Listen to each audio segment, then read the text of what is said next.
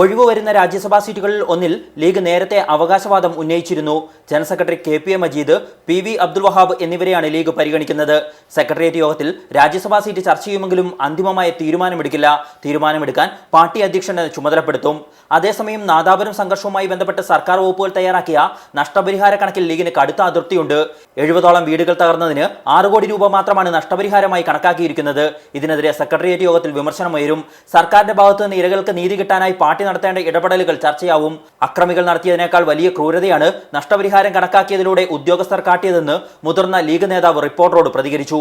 CPIM സംസ്ഥാന സമ്മേളനത്തിനു ശേഷമുള്ള രാഷ്ട്രീയ സാഹചര്യവും യോഗത്തിൽ ചർച്ചയ്ക്ക് വരും. നിലവിലെ സാഹചര്യത്തെ ഗുണപരമായാണ് ലീഗ് നേതാക്കൾ കാണുന്നത്. കോടിയേരിക്ക് കുഞ്ഞാലിക്കുട്ടി പരസ്യമായി അഭിനന്ദനം അറിയിച്ചിരുന്നു. VS കൂടുതൽ ദുർബലനാവുന്നതും ലീഗിനെ സന്തോഷിപ്പിക്കുന്നുവെന്നതാണ് വസ്തുത. നിയമസഭാ സമ്മേളനം തുടങ്ങുന്ന സാഹചര്യത്തിലാണ് പാർലമെന്ററി പാർട്ടി അംഗങ്ങളോടും യോഗത്തിനെത്താൻ നിർദ്ദേശിച്ചത്.